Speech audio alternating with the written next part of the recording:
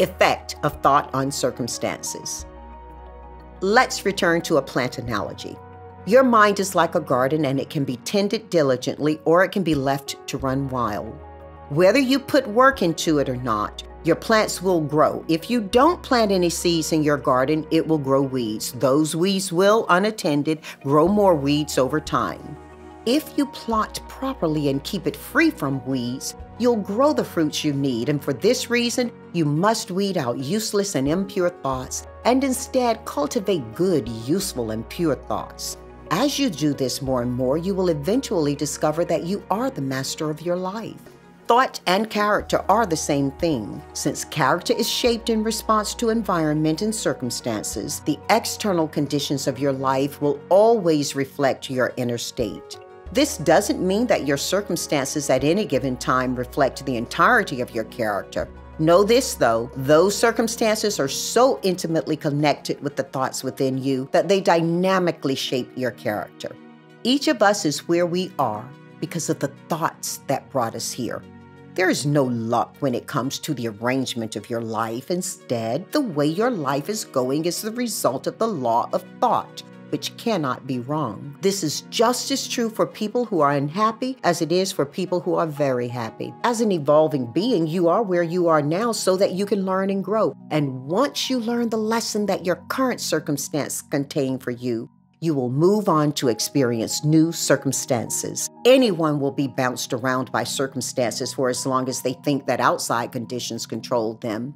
It's when you realize that you have the power, that you plant the seeds from which your circumstances grow, that you become the master of yourself. Now, this is something that every person knows who has long practiced self-control. They notice that the changes in their circumstances have coincided entirely with their mental conditions. You know, it's also true that when you earnestly and decisively begin to fix problems with your character, you can rapidly change who you are for the better. Our souls attract to the things we keep secret, both things that we love and things that we fear. Now, we can reach the height of our highest aspirations or fall to our basest desires. Our external circumstances are the mechanism by which we receive what we put out, and every thought aloud in our minds will take root and eventually grow. Good thoughts bear good fruit, bad thoughts bear bad fruit. Your circumstances are the harvest you collect from the plants of your thought, and you can learn from both suffering and joy that you reap.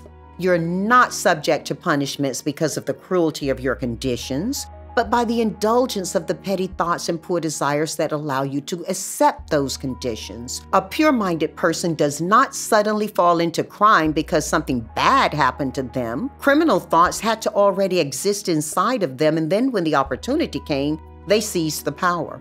Our circumstances do not control us. They simply reveal our true natures. Nothing can force you into doing bad things if you resist the inclination to do those things. No conditions can make you happy and virtuous if you don't cultivate virtuous thoughts. Even at birth, your soul is drawn to circumstances reflecting your nature. And every stage of your life, you attract conditions that reflect your own purity and impurity, strength and weakness. We don't only attract what we want, but what we truly are. Let me say that again. We do not only attract what we want, but what we truly are. Our whims and ambitions may always seem to fall apart, but our innermost thoughts and our desires will come to pass, whether for good or for bad. This may not occur immediately, but it always occurs eventually. We don't get what we wish for, but what we earn. Wishes and prayers only come true when they match with your thoughts and your actions. Now, with this in mind, consider what it means to fight against circumstances. It means that a person is continually fighting against something while all the time secretly indulging it in the heart. This can either take the form of conscious wrongdoing or unconscious weakness. Either way, it prevents the person from achieving their goals and so must obviously be dealt with. People are often anxious to improve the circumstances around them, but are as often unwilling to improve themselves. This keeps them trapped. Someone who's willing to self-sacrifice will always be sure to accomplish their goals. This is true of both material and spiritual things. So, if your goal is to acquire wealth, you must be prepared to make great personal sacrifices. Imagine then how much more you may sacrifice along the path to achieve a well-balanced life. Think of somebody who's poor. They wish that their circumstances were better. All the while, they shirk at work because they think their wages are too low. They simply do not understand the basics of financial prosperity. They are not yet prepared to rise from their suffering, and so they're actually attracting worse suffering by indulging in laziness, deception, or petty thoughts. Now, think of a person who suffers from a painful disease as the result of greed or gluttony. They're willing to pay large amounts of money to get rid of it, but they will not invest a change in their behaviors. They want to enjoy their riches and unnatural food and have their health as well. This person is not prepared to be healthy because they've not yet learned the basics of leading a healthy life. Lastly, think of an employer who cheats by avoiding to pay employees minimum wage in the hope of earning more profits. This person is unfit for prosperity, and when they find themselves bankrupt with a terrible reputation, they will blame circumstances, not acknowledging they are solely responsible for their condition. These three cases are illustrations of the truth that we are the cause of our circumstances, and even while pursuing positive goals, we frustrate accomplishing them by indulging thoughts that don't match the goals. You likely know many cases of a very personal level like this. In every circumstance, you can trace the cause and effect of the laws of thought. Here's a very important point. Until you do this, examples will not change your mind. Circumstances are so complicated and thought is so deeply rooted. The nature of happiness varies so much between individuals that the condition of a person's soul simply can't be judged from the external conditions of their life alone. Now, consider this seriously. A person may act honestly in some areas, yet suffer hardships as a result, then be dishonest in some areas, yet acquire wealth. The idea that some people fail because of their particular honesty and that others prosper because of dishonesty is the result of a superficial judgment. We assume that the dishonest person is almost entirely corrupt and that the honest one almost entirely virtuous, but this is not the case. The dishonest person may have some admirable virtues that the honest person does not have. Likewise, the honest one may have terrible vices which are absent in the dishonest one. The honest one experiences the good results of their honest thoughts and acts, but also creates their own suffering, and the dishonest person likewise creates their own suffering and happiness. It is flattering to our vanity to believe that we suffered because of our virtue. The truth is, not until we banish every sickly, impure thought from our minds will we be in a position to know that our sufferings are the result of our good and not our bad qualities. It is in working towards that goal that you experience good cannot create evil and evil cannot create good.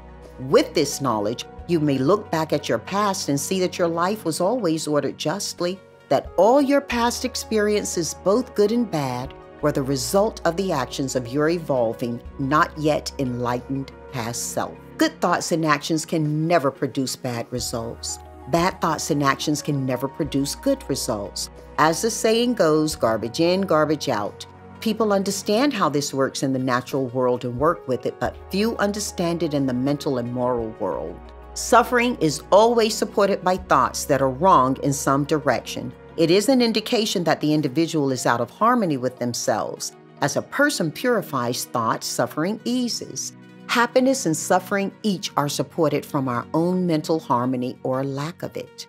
Happiness, not material possessions, is the measure of good thoughts. Emotional suffering, not lack of material possessions, is the measure of bad thoughts. Someone may be cursed and rich, and certainly you can think immediately of some of these people who've earned a lot but benefited little. Likewise, somebody can be really happy and poor.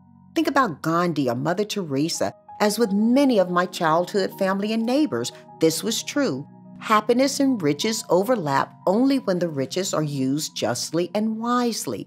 The poor person descends into suffering only when they think their circumstances are unjustly imposed. Poverty and gluttony are two extremes of suffering. They are both unnatural and result from the absence of mental harmony. A person is not well until they are happy. Health and prosperity contribute too. Happiness, health, and prosperity are the result of adjusting the inner world with outer surroundings. A person only begins to be noble when they stop complaining and blaming others and begin looking for the hidden truths that control their lives. As you adapt to your truths, you will stop blaming others and build yourself up with strong and noble thoughts, using your circumstances as aids to grow more quickly and discover the hidden possibilities within yourself. Our universe is dominated by order, not chaos. Justice, not injustice, is what allows our lives to function. And righteousness, not corruption, is the force that moves our whole world. Believe it or not, this is true. You must act right to see your universe right. In doing so, you find that as you alter your thoughts toward things around you will likewise alter toward you. The truth of this is inside every person, and it is easily discovered through introspection and self-analysis. Radically alter your thoughts and you'll be amazed at the rapid transformation in the circumstances of your life. You may imagine that this will only be an internal change, but that's not the case. Thought turns quickly into habit and habit turns into circumstance. Base thoughts lead to bad habits. Bad habits lead to poverty and disease. Thoughts of doubt and fear lead to weak, cowardly habits, which lead to failure and dependence on others. It works like that. Lazy thoughts lead to habits of dishonesty, and these lead to uncleanliness and disorder.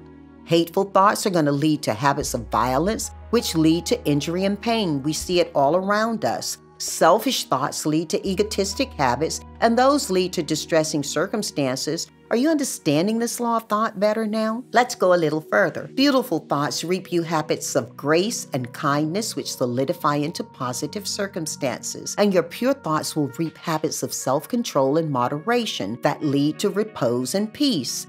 Thoughts of courage and self-reliance reap noble habits, and these lead to success, prosperity, and freedom. Dynamic thoughts reap habits of cleanliness and hard work, which lead to pleasant circumstances. Gentle and forgiving thoughts reap gentle habits, which lead to protection and safety. Loving and unselfish thoughts reap habits of consideration for others, and this always leads to abiding prosperity and riches. Your particular train of thought, good or bad, will always produce results on your character and your circumstances. You cannot directly choose your circumstances. You can choose your thoughts, and so indirectly yet surely shape your circumstances. Nature fulfills the thoughts that you most encourage and presents opportunities to you that will most quickly reveal both good and evil thoughts. When you stop thinking negative thoughts, the world will be ready to accept you. Put away the quick and sickly thoughts, and opportunities spring up and start to aid you. Encourage your good thoughts. What you've referred to as bad luck will not be able to control you any longer. The world is kaleidoscopic.